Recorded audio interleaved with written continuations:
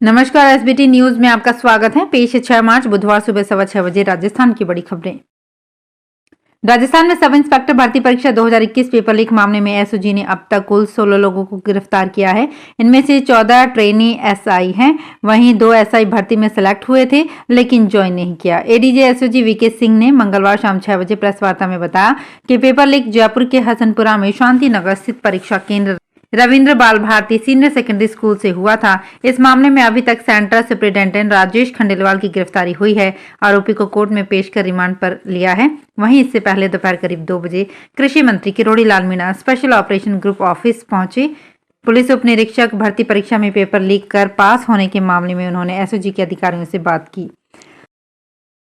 लोकसभा चुनाव को लेकर भाजपा की पहली सूची में जोधपुर लोकसभा चुनाव के लिए प्रत्याशी घोषित होने के बाद अब कांग्रेस भी एक्टिव मोड में नजर आ रही है।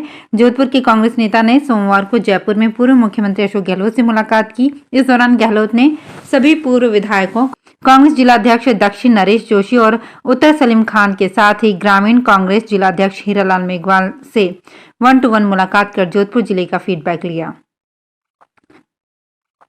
राजस्थान की डेप्यूटी सीएम दिया कुमारी ने आंगनबाड़ियों को एक बड़ा तोहफा दिया है। अब राजस्थान की 365 सामान्य आंगनबाड़ियां आदर्श आंगनबाड़ी बनेंगी।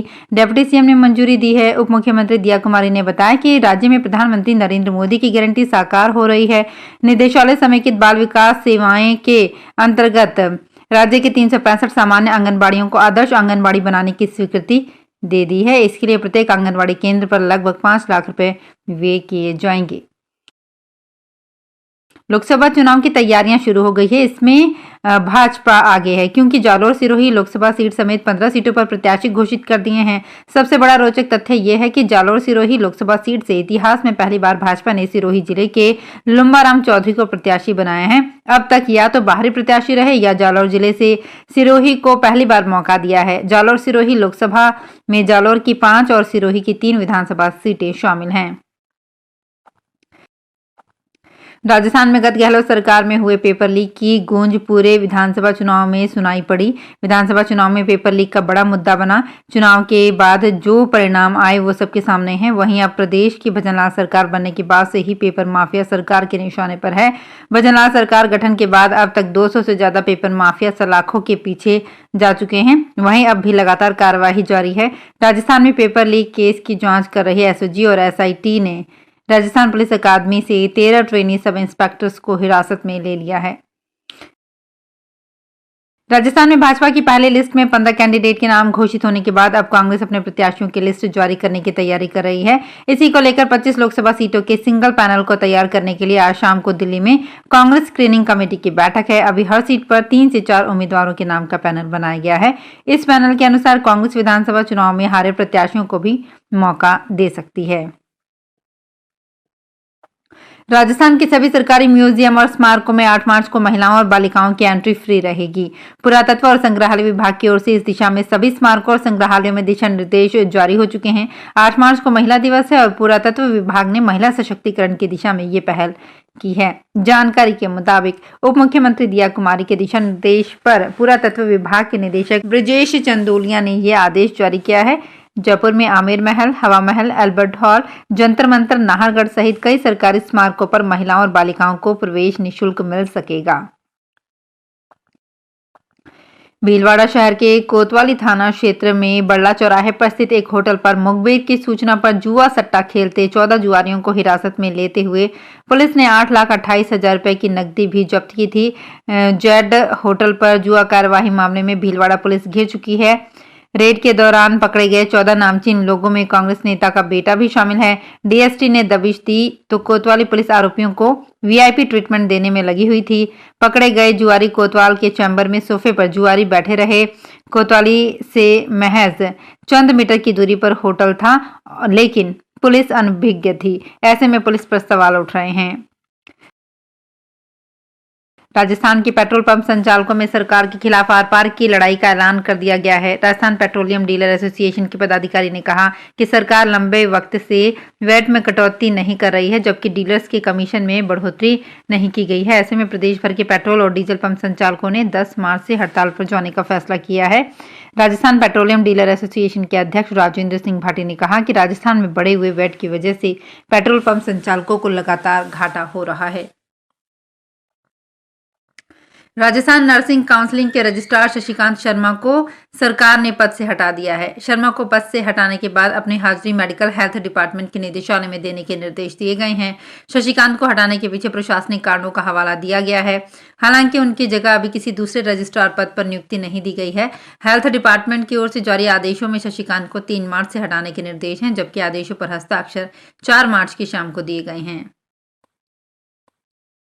सीकर में 27 दिन के कार्य बहिष्कार के बाद वकील काम पर लौट आए। सीकर बार संघ एसोसिएशन के advocates Rajasthan high court bench Jaipur व लक्ष्मणगढ़ बार संघ के अध्यक्ष प्यारेलाल को नोटिस दिए जाने के प्रकरण में हड़ताल पर थे। राज्य स्तरीय अधिवक्ता संघर्ष समिति के संयोजक एडवोकेट सूरज भान सिंह ने बताया कि लक्ष्मणगढ़ बार संघ के अध्यक्ष प्यारेलाल को हाईकोर्ट ने साथी एडवोकेट की मौत पर कार्य स्थगित करने पर नोटिस दिया था, जिसके विरोध में 7 फरवरी से राजस्थान के एडवोकेट्स कार्य बहिष्कार कर रहे थे।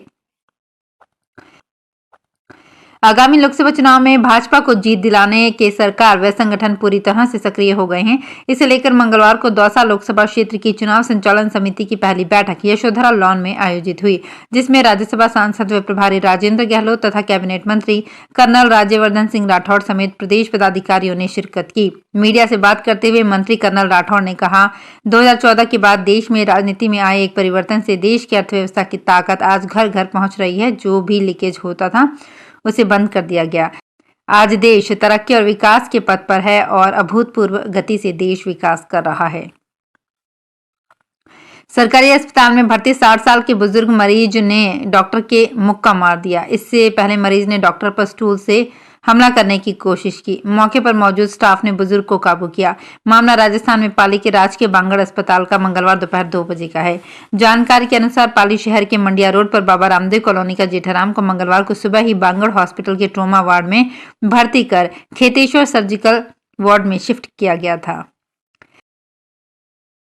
राजस्थान के अजमेर में अखिल भारतीय विद्यार्थी परिषद के बैनर तले बड़ी संख्या में बेरोजगार छात्र छात्राओं ने मंगलवार को जिला कलेक्टर कार्यालय पर प्रदर्शन कर एसआई भर्ती परीक्षा 2020 को रद्द करने की मांग की। इससे जुड़े छात्र नेता विकास गौरा ने बताया कि कांग्रेस राज की इस परीक्षा में हुए फर्जीवाड़े को राज्य की भजनलाल शर्मा के नेतृत्व वाली भाजपा सरकार में एसओजी पुलिस ने परत दर परत उतारकर एसआई की ट्रेनिंग ले रहे 15 को पकड़ा है। सामाजिक कुरीतियों को दूर करने के लिए अब स्कूली विद्यार्थियों की मदद ली जाएगी। इसके लिए राजस्थान के 534 स्कूलों में स्टूडेंट पुलिस कैडेट्स बनाए जाएंगे। इन स्कूलों के 25,000 विद्यार्थियों को इसका प्रशिक्षण दिया जाएगा। ये कैडेट्स सामाजिक बुराइयों और विभिन्न कानूनी प्रावधानों के बारे में लोगों को जागरूक करेंगे। इसके साथ ही आम लोगों में पुलिस के प्रति भय को दूर करने के साथ लोगों को उसके साथ जोड़ेंगे। इस योजना के तहत चयनित सरकारी स्कूलों को 2,67,00,000 रुपए की राशि जारी की गई है। तो फिलहाल खास खबरों में इतना ही। ताज़ा खबरों की जानकारी के लिए देखते रहिए एसबीटी न्यूज़। धन्यवाद।